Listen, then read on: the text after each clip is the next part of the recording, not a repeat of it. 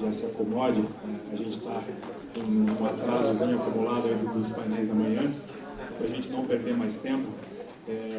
Nós temos agora o painel que é o futuro da infraestrutura brasileira, e eu vou chamar aqui para compor o painel, primeiro a Luciana Levi, da OAB do Rio de Janeiro, que vai ser presidente do painel, o nosso presidente do Sinduscom, José Eugênio Gizzi, o José Alberto Ribeiro, presidente da ANEOR, e o professor da Universidade de São Paulo, Heron Carlos Esvael do Carmo.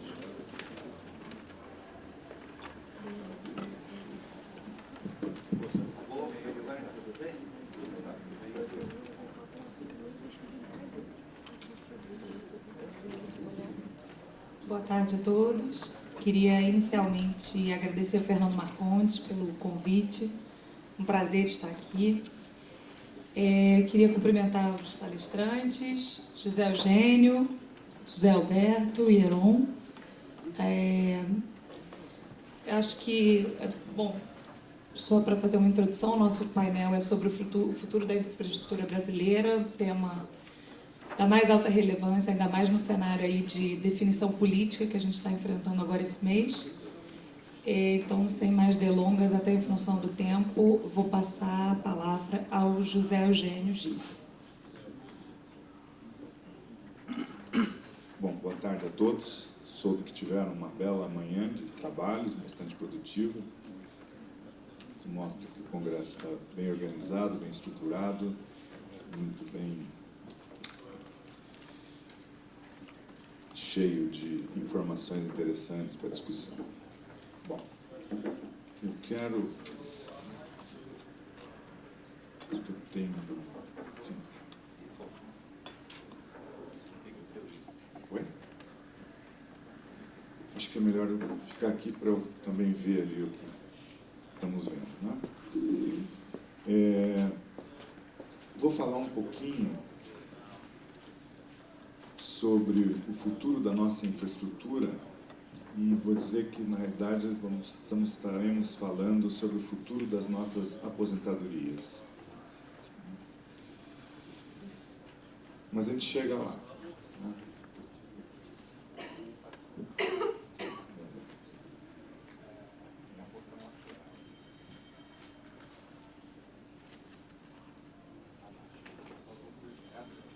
Sim.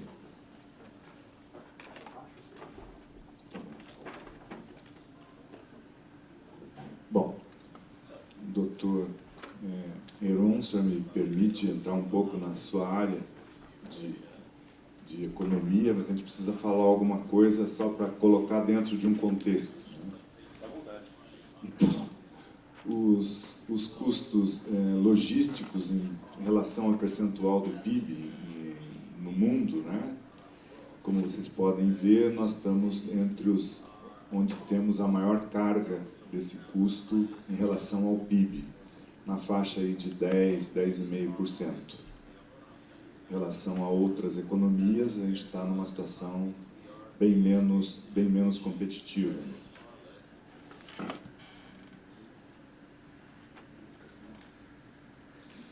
Fazendo daí agora uma relação e colocando valores nisso, considerando o PIB de 2012, com esse custo logístico Brasil de 11,5%, isso equivale a um custo de logística de 502 bilhões.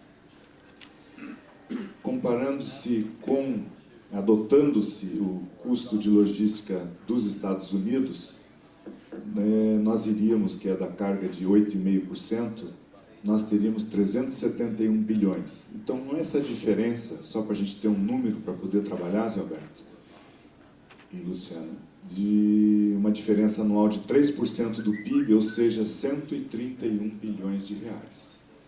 Se nós trouxermos aqui para a nossa economia do Estado, essa diferença em relação ao nosso PIB é algo como 7,7 bilhões de reais.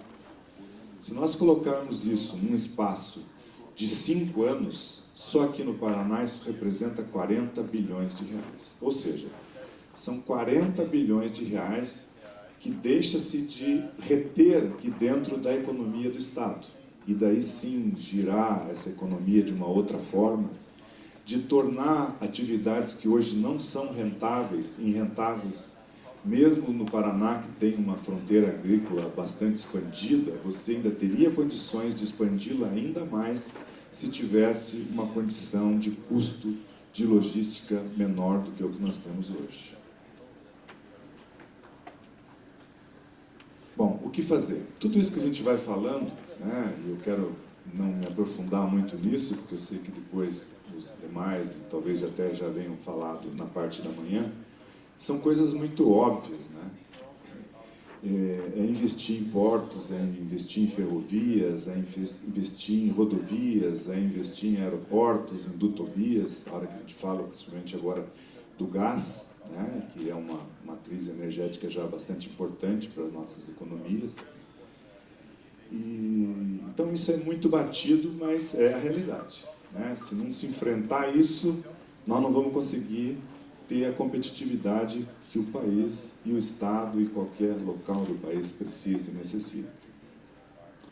Só para falar nos aeroportos, só vamos pegar um caso aqui, nos aeroportos, né? Vamos pegar o aeroporto de Curitiba. Há quantos anos se fala na terceira ou na segunda pista do aeroporto de Curitiba, né?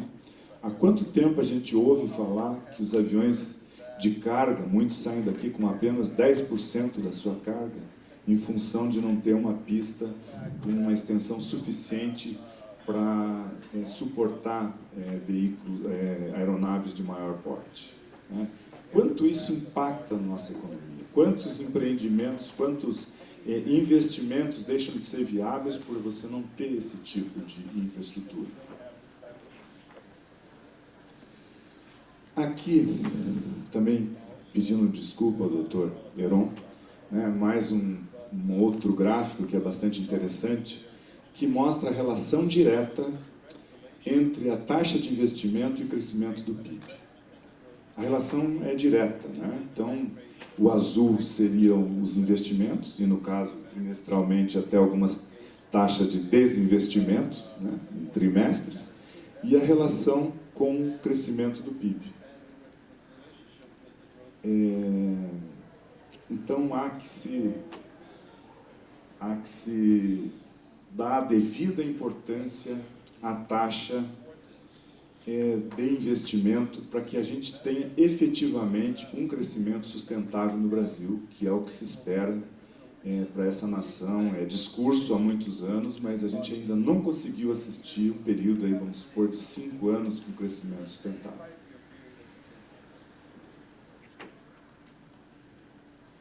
A importância do investimento público. Embora, eu não sei, professor, aí você pode me corrigir, taxa de investimento hoje na faixa de uns 18%, 19%, por aí, né? O investimento público, contando as estatais, algo como 4%. Infraestrutura 2%. Então, veja, embora a proporção do investimento público seja muito inferior ao investimento privado, ele tem uma importância muito grande, porque ele ajuda a viabilizar outros investimentos do setor privado, que é o que mais pode, tem condições e é o que deve fazer mais investimentos. Então, isso é um assunto que a gente não pode nunca de levar em consideração. Embora falemos bastante sobre a questão de aportar mais investimentos privados, esses investimentos públicos, eles acontecem muitas vezes onde não há inicialmente o interesse do setor privado em fazer esse investimento. Porque o investidor privado não vai aonde não tiver uma contribuição para o seu capital, né? Ele não seja remunerado. Então, é importante, é muito importante o investimento público. Baixas taxas de investimento público. Tentar resumir aqui, na nossa visão, alguma explicação para isso. A primeira, a falta de planejamento. O que a gente tem no Brasil hoje é mais um planejamento de governo e não um planejamento de Estado. Um planejamento de governo que é pautada por eleições a cada 2 anos nesse país. Então, não há uma preocupação ou uma prioridade em fazer um planejamento de mais largo prazo. Isso prejudica e prejudica muito. Mesmo no planejamento que é feito, muitas vezes, não há um compromisso na sua continuidade ou no seu resultado final, né? Então, muitas vezes, você faz investimentos interrompidos, né? Não só por problema de paralisação de obra, mas sim o próprio projeto é interrompido. E você não consegue ter um retorno dele num prazo menor, ou o prazo que deveria dar o seu retorno.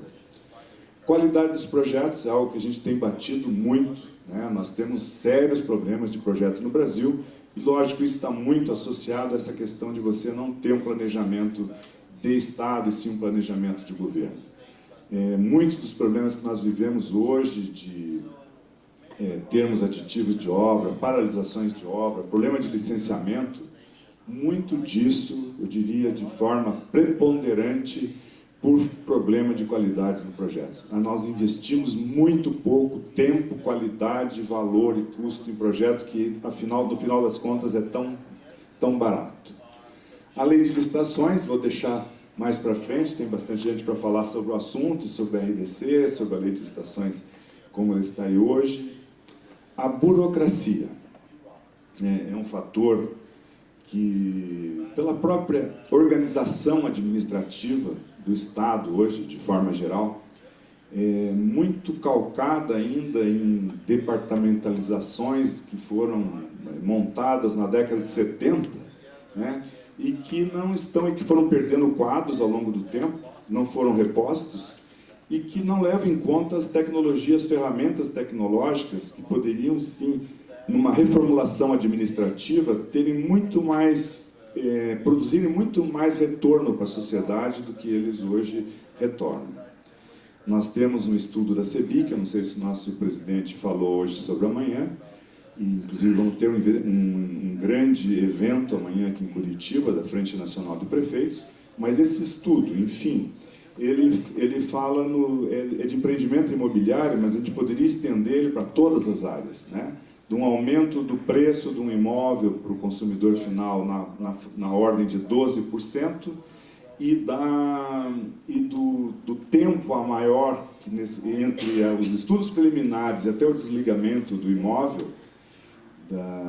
na faixa de 2 anos a mais, em termos de redução de uma burocracia excessiva. Só para vocês terem uma ideia, aqui no município de Curitiba, o ITBI hoje ele tem quase a mesma preponderância do IPTU, né? Então, 3 receitas que são vinculadas diretamente ao empreendimento imobiliário, quais sejam o ITBI, o IPTU, que é sempre multiplicado após os empreendimentos imobiliários, e o ISS, poderiam retornar ao município, ou o município ter uma receita antecipada em algo como um ano e meio, né? Todos os municípios hoje reclamando de falta de receita, né? Dizendo que não conseguem fechar o ano, e você se dando ao luxo de deixar esse dinheiro fora do seu caixa, do seu fluxo de caixa, um ano e meio. São absurdos, e é isso que a gente está tentando, a partir desse evento amanhã, começar a mexer um pouco com isso. A outra questão são os órgãos de controle, né? Existe um temor hoje do administrador, né? E tem muitas razões para isso, em relação aos órgãos de controle, né? Sendo que eu coloquei aquele 98-2 ali, que eu tentei, eu não sei se eu estou muito longe disso, professor, doutor, em relação, o investimento, por exemplo, do orçamento é algo como 2%, né? E todo o restante é 98%. Mas parece que há uma concentração dos órgãos da Corte de Controle em se fixar naqueles 2%. Todo 98% está à margem disso, né? Então, há uma inversão aí das coisas, né? Acontece que eles mesmos contribuem muito para aquele 98%. E fazem muitas pressões sobre aquele 98%. Né? Não é difícil de ler em jornais, talvez até de hoje, que contem essa questão, né? E coloquei ali Procuradoria Jurídica também. Essa é uma visão nossa, pessoal. Estou falando aqui também para os profissionais da área de direito. né, que a gente sente isso e enxerga também, ouve também de muitos administradores, muitos gestores públicos, uma reclamação em relação à sua assessoria jurídica, na linha de que parece que é mais fácil dizer que não se pode fazer alguma coisa. Eu acho, pela vivência que tem dentro daquela linha dos adivinheiros e dos engegados, que realmente é mais difícil achar caminho. Eu acho que merece, acho que tem que se estudar mais, você tem que se elaborar mais, é mais sofisticado e tal. E os gestores estão indo, e segundo as reclamações deles, muitos por essa assessoria jurídica, é o caminho mais fácil de dizer não. Então, eu até disse uma vez para um gestor público, eu falei, olha, se você quiser ficar aqui nessa tua gestão, você pode ficar aqui 4 anos, não fazer nada e com respaldo legal. Agora, como é que você vai se sentir diante de uma situação como essa?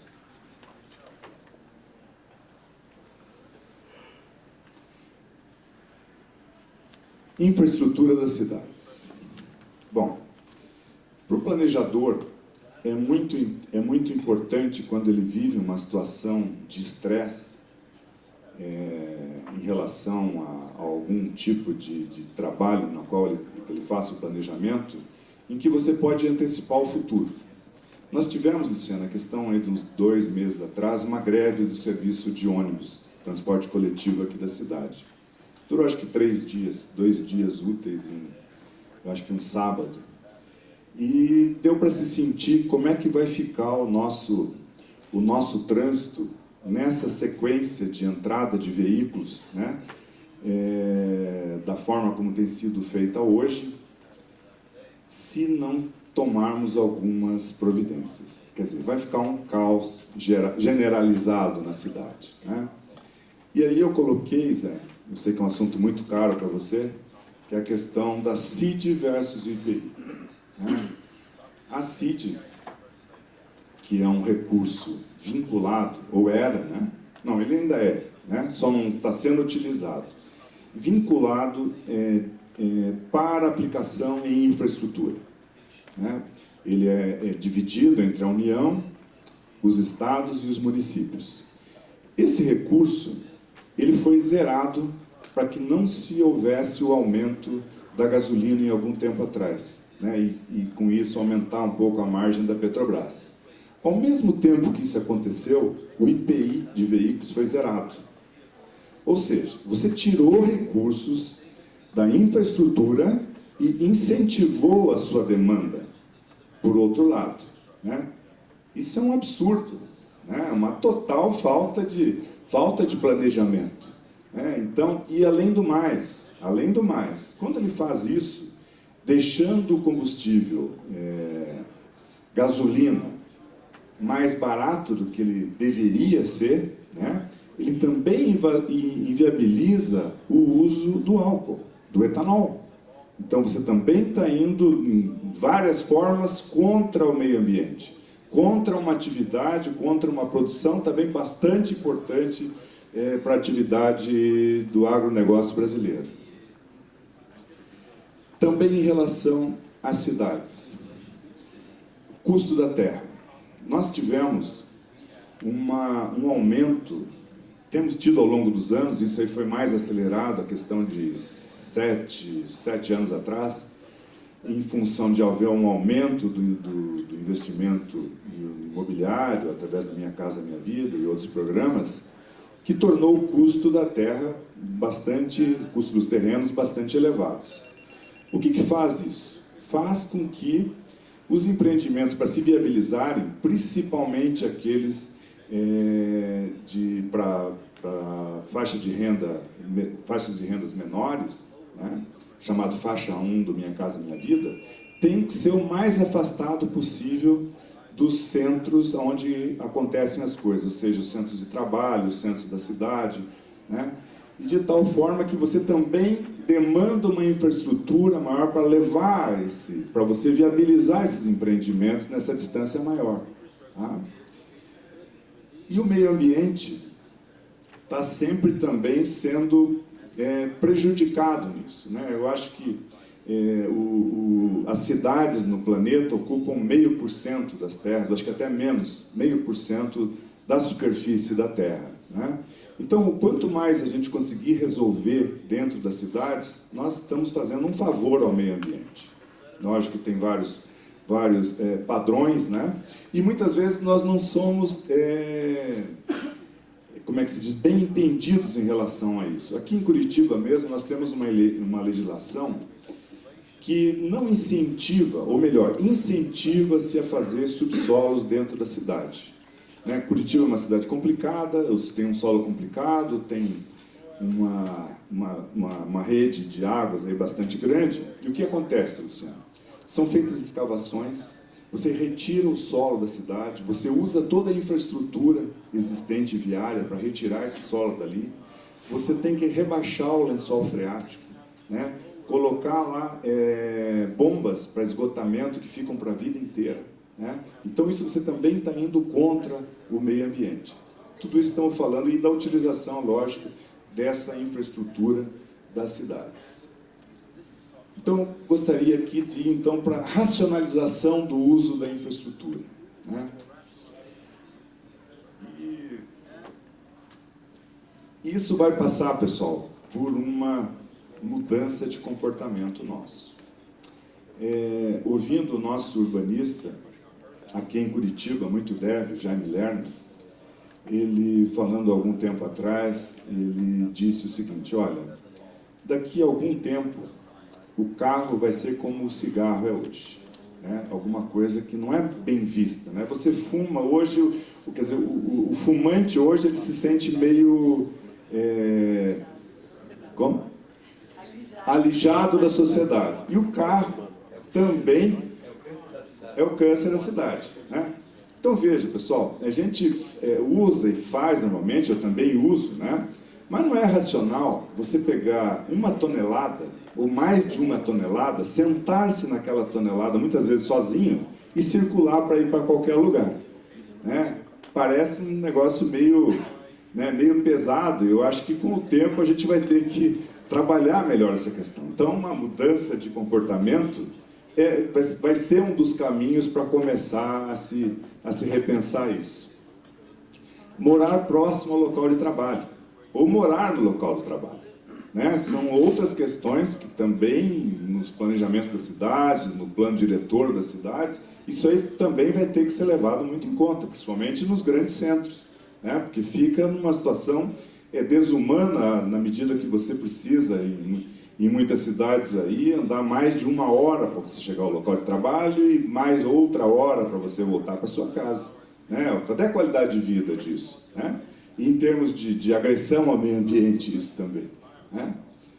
O adensamento das cidades, né? Então esse é um outro caminho. Então você está morando próximo não só do seu local de trabalho, mas está tendo também próximo do lugar onde existe um comércio, próximo do local de lazer, né? Serão algumas questões que não ficarão fora, já não estão fora das discussões hoje sobre revisões de plano diretor, né?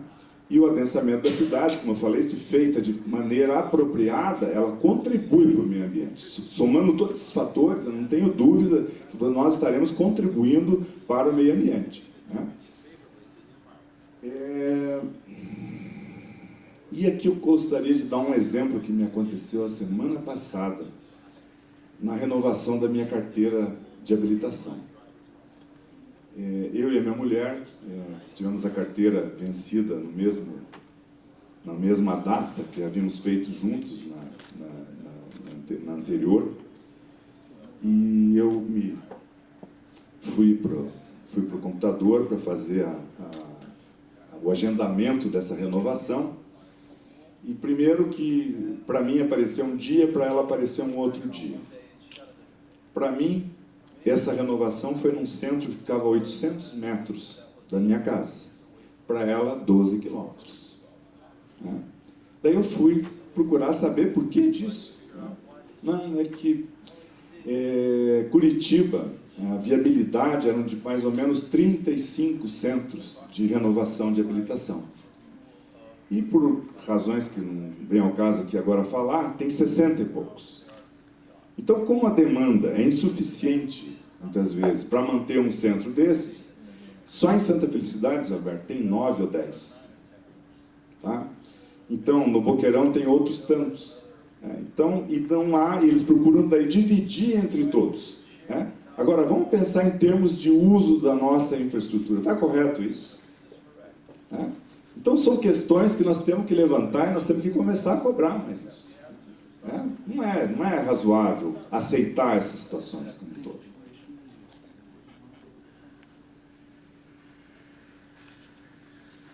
Bom, indo para a conclusão, então. Espero que esteja no tempo. Planejamento de Estado e não somente de governo, coisa que a gente já falou. Melhoria de ambiente para atração de mais investimentos privados para a infraestrutura. João? Isso é importantíssimo, não se pode prescindir disso. E mais um outro assunto que o Zé Alberto, José Carlos e eu tivemos até a oportunidade de colocar para esse governo, de a formatação de um modelo para uma maior participação de empresas em concessões e PPPs. A gente sente aqui, eu presido essa entidade que tem mais de 1.100 empresas associadas, e nos vários portes de empresa que existem aqui, a gente sente o interesse deles, sim, em investir, fazer investimentos públicos, em PPPs ou em concessões. Mas precisa ser modelado isso. Eu acho que tem espaço para todo mundo. Nós também queremos o BNDES para nós, não só para os grandões. E isso alavancaria, ajudaria muito o investimento dentro desse país, dentro do país. E, por fim, coloquei aqui uma frase, então, que o crescimento sustentável do Brasil é que vai garantir as nossas aposentadorias no futuro. Veja, pessoal, se não tiver um crescimento sustentável, vejam que a nossa previdência está diretamente ligada ao salário mínimo. O salário mínimo tem sido dado ao longo dos anos, de vários anos aí, num valor maior que o crescimento do PIB. E essa bomba vai estourar. Eu sempre vejo, eu sinto aqui no sindicato, no Sinduscom, que é em momentos de crise que o imposto pesa. Quando você está em momentos de desenvolvimento pleno, está crescendo, está todo mundo investindo, ninguém reclama muito de imposto. Quando a coisa começa a realmente ter uma recessão, começa a desacelerar a economia, começam as reclamações em relação aos impostos.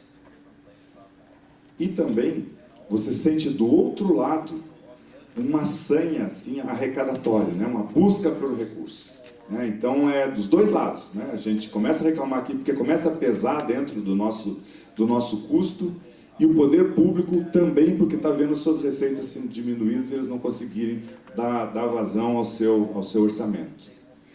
Isso vai na mesma linha da nossa previdência social. Eu consigo, a gente percebe-se isso, que se o país estiver crescendo, tiver com um crescimento sustentável, eu acho que se a gente tivesse 5 anos de um crescimento seguido, a gente já teria uma outra ideia de Brasil. Eu acho que isso é um trabalho, é uma batalha de todos. A sociedade como um todo tem que entender isso, tem que lutar por isso, tem que exigir isso. Eu agradeço a atenção de todos vocês. Muito obrigado.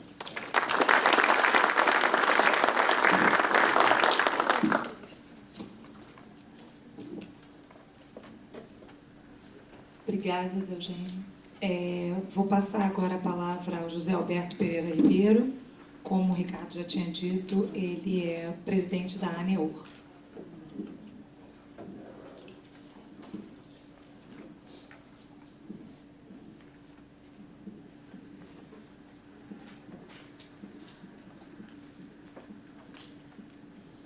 Boa tarde a todos. Eu quero cumprimentar o Fernando Marcondes, segunda oportunidade em menos de 60 dias de participar de eventos de BIDIC. Cumprimentar meu amigo e irmão, lutador, empreiteiro, Giz, e o professor Heron. Nossa coordenadora, Luciana, da OAB Rio de Janeiro. Rio de Janeiro. Eu comentei com alguns palestrantes pela parte da manhã, que a minha apresentação ia ficar muito fácil, porque os principais pontos que a gente considera que são alguns dos maiores entraves hoje para o nosso desenvolvimento e que envolve diretamente o setor obreiro e o setor pensante, né? E por isso que eu quero novamente agradecer o convite e mostrar a importância que é nós discutirmos com todos os players de uma cadeia produtiva. Não adianta discutir com o setor da construção, com o outro, e não ter todos. Então, eu vejo, sabe, Fernando, tem que haver esse crescimento, essa participação, pontualmente se levantar um assunto, porque realmente eu vou, nos meus 37 anos de entidade de classe, e há 32 anos eu presido uma entidade de classe nesse país, eu me permiti, antes de entrar num tema muito difícil, né, que é falar sobre o futuro da infraestrutura, mas eu acho que eu tenho a obrigação, por ter sido de ter visto essas últimas 3 décadas de Brasil, o que nós avançamos e o que nós retrocedemos. E o que me anima a colocar isto é de que a grande parte dos nossos problemas são facílimos de serem resolvidos. Alguns que dependem, evidentemente, de vontade política, de vontade ideológica, mas a grande parte dos nossos problemas, alguns avanços que nós já tivemos maravilhosos no passado, às vezes até para tentar desculpar, às vezes, uma burrice, desculpe o termo, querendo avançar, há um retrocesso tão grande que parece que querem comer caviar e esquece de comer o feijão com arroz. Isso, quando eu lá na frente fizer um comentário sobre o sistema RDC, hoje a ANEOR tem uma postura muito clara, que eu vou colocar lá na frente, e a nossa postura é uma postura, não é de achamos, é uma postura em cima de uma estatística de 2 anos, onde o órgão obreiro do Ministério dos Transportes, o DENIT, só licita por RDC. Então, o RDC, como foi muito bem colocado pela manhã pelo Flávio, da OAB também, do procurador lá do Rio de Janeiro, infelizmente o RDC para nós virou bombril, né? Saiu para tudo, evidentemente que... Ver se eu me dou bem com isso aqui.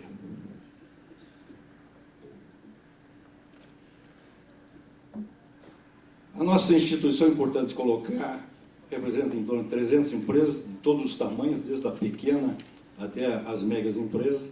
Temos 26 anos, e foi muito interessante. Há 26 anos, quando nós nascemos, foi quando acabou a contribuição do Fundo Rodoviário Nacional. Então, a primeira bandeira nossa da ANEOR foi fazer voltar o recurso vinculado. A nossa malha hoje é avaliada em 300 bilhões de dólares, rodoviária. Retomou o progresso econômico, aumentar o investimento em infraestrutura, transporte rodoviário representa 60%, e, evidentemente, para expandir e investir na malha, precisa um desenvolvimento econômico do país. O R da ANEOR não é R mais de rodovia. O R da ANEOR hoje é de integração de transporte multimodal. Então, é rodoviário, ferroviário, até porque as empresas construtoras são, na sua grande maioria, as mesmas. Então, o cenário. Eu achei muito importante fazer essa colocação. Os nossos avanços.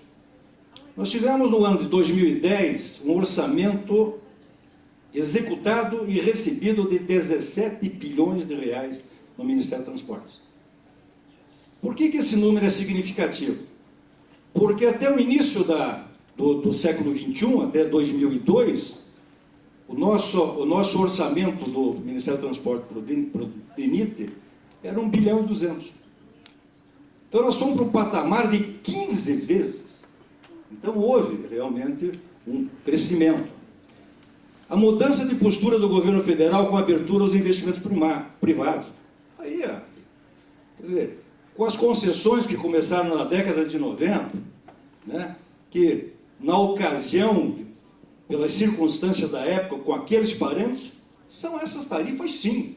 Está aqui o nosso presidente da BCE, aqui do Paraná, Depois veio o segundo modelo, está aqui o Enio Palazzi, meu colega de turma, aqui da Artéries, né? Com uma nova montagem de concessões, e agora a terceira, que depois nós vamos mostrar aqui do PIO, programa de PIO rodoviário, concessões. E isso aí que veio animar o Gise, Zé Alberto e outros, e também fomentados pelo próprio governo, quando me convidou, indo numa audiência com o senhor ministro dos Transportes, perguntar se as empresas grandes, médias, elas teriam condições de enfrentar uma PPP, uma concessão. Eu falei, mas é isso que nós queremos. Agora, o que nós precisamos saber? O governo tem que definir suas prioridades, para isso precisa de um planejamento. Havendo o conhecimento das prioridades do que vai acontecer para se fazer uma formatação, e com a massa de 300 ou 400 empresas, você pode ver onde estão os sapatos que cabem nos nossos pés. E aí nós vamos fazer os nossos consórcios, as nossas sociedades. Exemplo está aí, o primeiro lote que deu resultado do PIO rodoviário foi num consórcio de empresas médias de São Paulo. Porque a formatação, o Project Finance, as condições que estão sendo dadas hoje para esse modelo de concessão são diferentes do passado. Hoje, na verdade, existe um pai e mãe chamado BNDES, que reduziu o risco das empresas. Programa de aceleração do crescimento, PAC 1 e PAC 2. Só não enxergou no passado que o PAC foi um sucesso, politicamente não quiseram e perderam a eleição. O PAC é uma realidade. O PAC em 2007 começou o planejamento, o PAC houve uma interação na cadeia produtiva, nós investimos, compramos equipamento, reciclamos mão de obra. Esse é o sucesso. 15 vezes um investimento dando sucesso no DINIT. Retrocesso ainda. Perda da CID e combustíveis. Isso aí é uma coisa que, por uma delegação dos meus pares de então, de 88, nascimento da Neora, até 2001, que foi, me deram a delegação de liderar para a classe empresarial um movimento para fazer a volta do recurso vinculado. Nós conseguimos, em 2001, voltar a CID. A CID arrecadou de 2012 até agosto de 2012, ela arrecadou 77 bilhões de reais. Desviaram 24. Na hora que ela entrou no eixo, a partir de 2006, que chegou no ápice em 2010, 2012 acabaram. E com uma visão, ao nosso ver, muito míope, porque não dá para você imaginar desprezar em torno de 12 a 15 bilhões ano para investir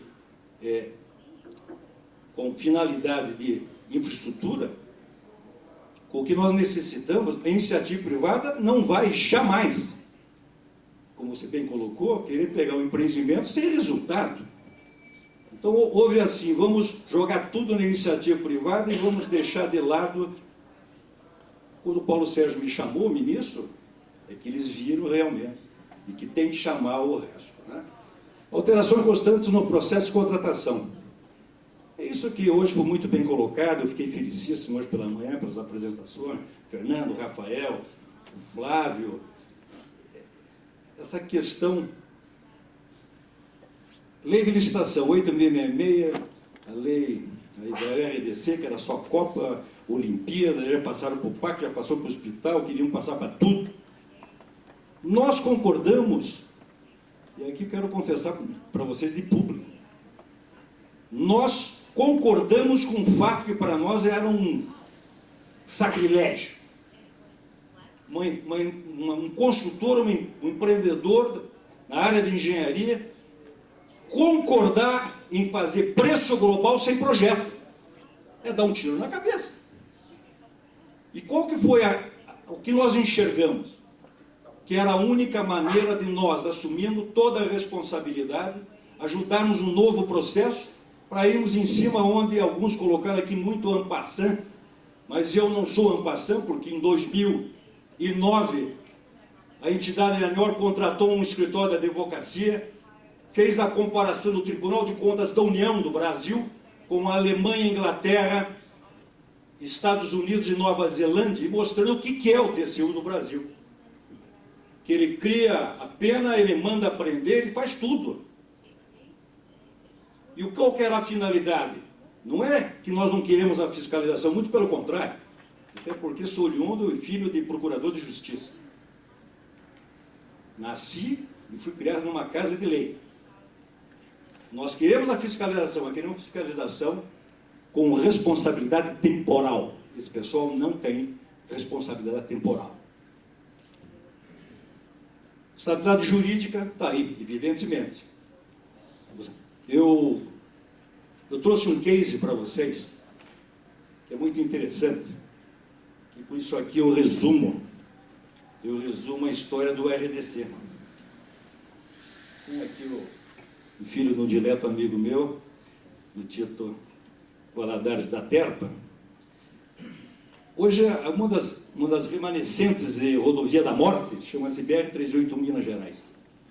Isso aqui é muito importante, sabe, Fernando? Para mostrar de que, como a gente tem que estar sintonizado, que todos nós queremos que a coisa avance. Mas nós não estamos aqui para ser laboratório de editais de licitação. A rodovia BR-381 Minas Gerais, em novembro de 2012, ela licitou pelo regime RDC presencial 4 lotes, dava lá em torno de quase 3 bilhões e meio, 3 bilhões, fracassado. No berço da engenharia rodoviária.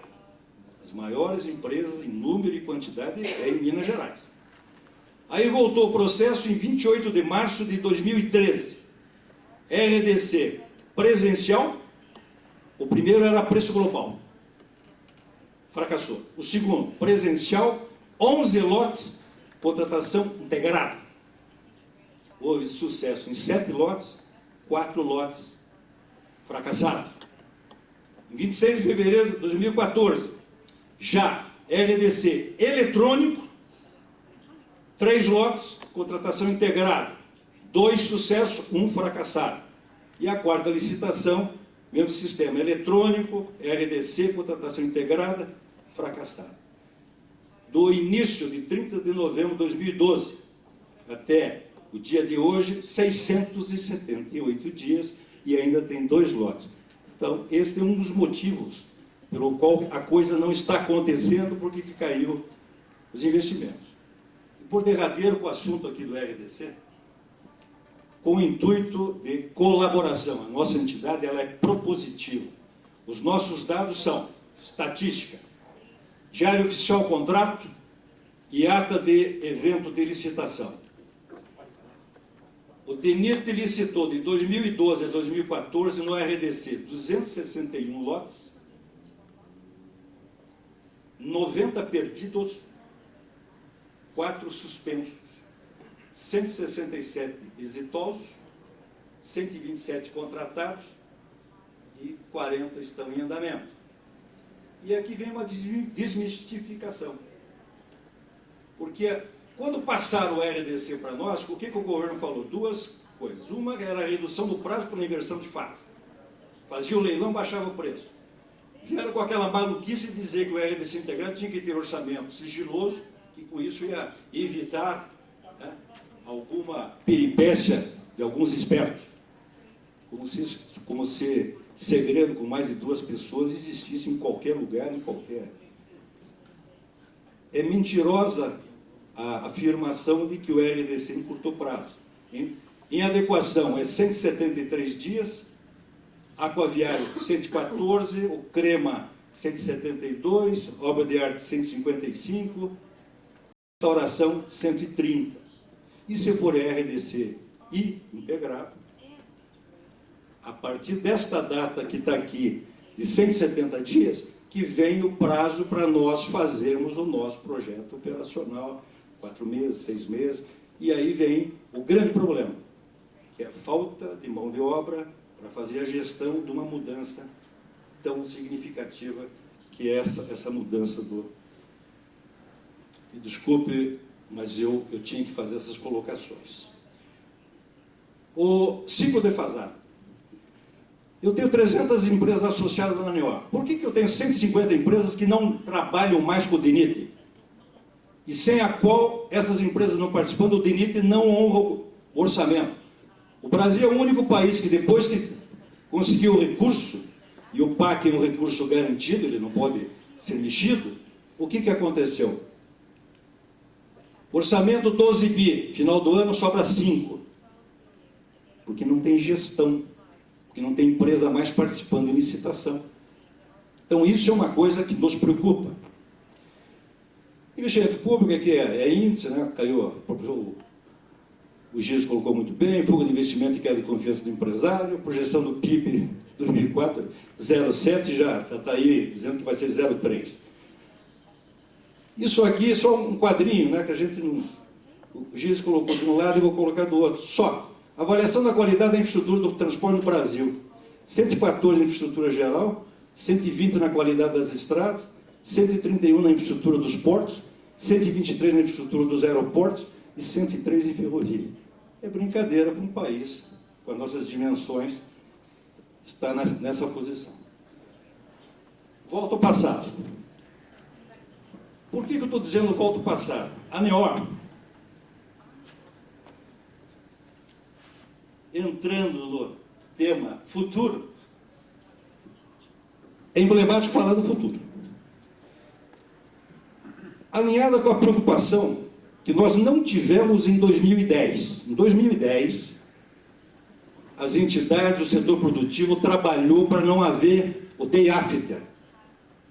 Nós trabalhamos e conseguimos o PAC 2.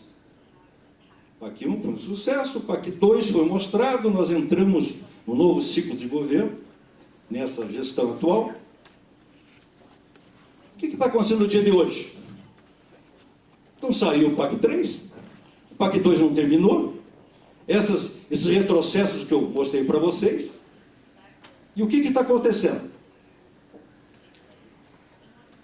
Nós, a ANEOR, como entidade propositiva, entregou para os presidenciários, para o Aécio, para a Marina, para a Dilma, a nossa visão das proposições que nós entendemos que são necessárias. Então, nessas aí que nós fizemos aqui uma colocação, a grande maioria voltou ao passado, nós já tivemos.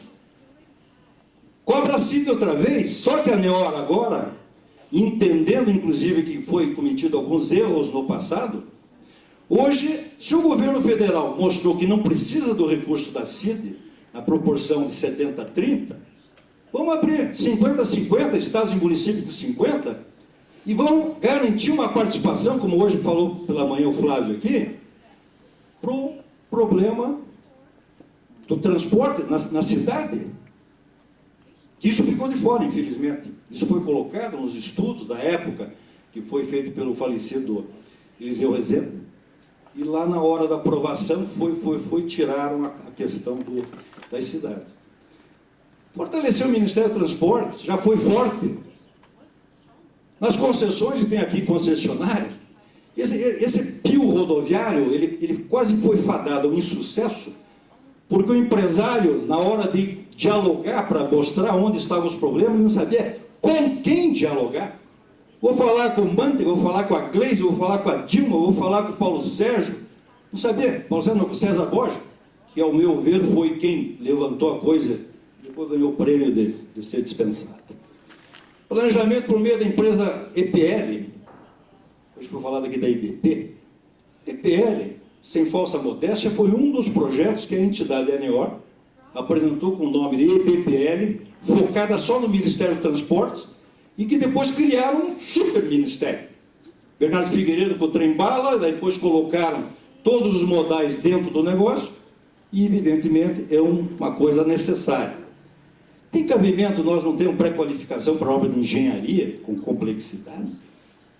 Nós já tivemos, não temos mais no Ministério dos Transportes. Sistema referencial ciclo 2. Então, aí desde 2009, batalhando, contrataram a Getúlio Vargas e deram 3 anos para Getúlio Vargas chegar à conclusão que os preços estão equivocados há mais de 8. Então está aí. Por que as nossas empresas não querem trabalhar? 150 empresas viraram as costas. insegurança jurídica, estão esperando aprender o que está acontecendo no mercado, né? Esperando que alguns quebrem, porque tem os espertos que às vezes acham que a coisa está muito boa e estão se enchendo de coisa ruim. O problema chama-se preço. 5. Se de combustível, só o quadro para mostrar para vocês, né, o que aconteceu. Acabou em agosto de 2012, zerou não, colocaram R$1 de arrecadação, porque o que o ministro da Fazenda fez é um ato inconstitucional. Você não pode zerar contribuição. Professor, se eu falar uma heresia aqui, o senhor pode cortar meu tempo. Tá? Mas isso aí foi, nós contratamos o escritório e nos mostrou essa tese. Você pode zerar a líquida de imposto, mas a contribuição realmente você... Então, está lá, você pode fazer a volta dela, e escutamos, o Giz estava presente, quando há 3 semanas atrás, numa audiência da CIPIC com o ministro Mantega e a ministra Miriam, ele colocou, quando eu coloquei assim, falou, não, podemos ter que parar com ela, mas podemos voltar. Então, ela ainda existe. E por derradeiro aqui, futuro. Eu participei outro dia num evento em Brasília, achei muito interessante. Quando eu digo maior interação dos modais rodoviário, ferroviário e aquaviário. Era muito interessante, quer dizer, nós estamos voltando ao passado, onde cada um está querendo resolver o seu, não existe mais isso. Hoje é multimodalidade, a interação tem que ser feita. E uma coisa também que nós colocamos no nosso documento, para os presidenciáveis, isso que nós estamos fazendo hoje aqui com a IPDIC. Isso é fundamental. Eu vou dar aqui um testemunho. Só não vou dizer quantos anos, porque senão eu vou achar que é muito bom, pode aparecer um pretendente. Eu estou há mais de 2 décadas presidindo a entidade ANEOR. Eu nunca, e essa palavra é muito... Uma ocasião só, e até porque nessa ocasião o ministro da Indústria e Comércio do governo tinha vindo da linha de empreiteira, era o Tapias, que veio da Camargo Correia, depois foi para o Bradesco. Tá? Naquela ocasião ele recebeu a ANEOR. Nunca mais eu conversei com o setor de indústria. Um absurdo. Né? Conversa com todo mundo. Nós conversamos com quem? Conversamos com a agricultura, conversamos com prestação de serviço. Aí é uma coisa que nós temos já por unanimidade, Giz, e que nós ousamos colocar dessa vez. E aí é fazer essa colocação nessa plenária, com essas cabeças maravilhosas de vocês na área legal. O nosso problema da área de engenharia é que nós temos que ter uma legislação específica. Hoje foi colocado aqui, né, do copo d'água, a bomba atômica, aquele negócio todo. Nós precisamos ter uma lei para engenharia. Já no passado, mas se nós fizermos isso aqui, e tem, nós queremos realmente, nós estamos sendo prejudicados, como se colocou, lá o 2 contra o 98. Né? Implantar Sistema Nacional de Rodovias Alimentadoras. Coincidência. O recurso do Estado e município vai para o governo federal, não volta mais, e desde que isso aconteceu, a partir de 88, tranquilamente, ou 90, não existe mais rodovia alimentadora. Vejo aqui muitos ex-DRs, né, como também fui, você, não é rodovia alimentadora, você não faz mais vicinal, porque o Estado está quebrado, está pedindo esmola. Câmaras setoriais para integrar os diversos setores produtivos, o que eu acabei falando anteriormente, o que nós estamos fazendo aqui agora, que é uma coisa melhor do que você está mostrando uma coisa do lado obreiro. E eu ouso e repito isso desde a minha primeira posse na Associação Paranaense de Empreiteiro da Obra Pública, em 1982, 83, é de que se não tiver construtor trabalhando, executando, plano de governo é papel. Então, se nós não tivermos satisfeitos, porque o outro lado está pior do que o nosso lado. Motivação. Capacidade produtiva do Brasil é imensa, sistema de economia do mundo, 7ª economia, setor de infraestrutura e transporte tem muito a avançar, resgatar a confiança na nossa política de investimento para o setor, que isso realmente está combalido. Eu acho que chega de maquiagem, o negócio está complicadíssimo. Hoje eu vi a notícia muito boa, né? Se viu que o BNDES liberou IOF dentro daquela linha de para investimento em infraestrutura para empresas menores. E de nada adianta termos um bom orçamento e baixa execução, o que é igual a fracos resultados. Me desculpe, eu me estendi, mas eu achei uma oportunidade do que eu hoje escutei pela manhã, pelas cabeças maravilhosas, com o saber dentro da parte jurídica, certo? Do procurador, certo? Com certeza agora eu vou escutar Heron, né? Heron, doutor Heron, a parte de economia, mas eu usei porque, com todos esses anos de labuta e vendo esse trem passando, e coisas que nós não imaginávamos que iríamos passar novamente, quando nós íamos imaginar que nós não íamos ter recursos vinculados para o setor. Tá? Então eu quero, encerrando, agradecer a oportunidade, o convite da IBDIC e aqui a nossa casa, com o presidente Giza. Luciana, muito obrigado, que eu sei que eu passei bastante do tempo.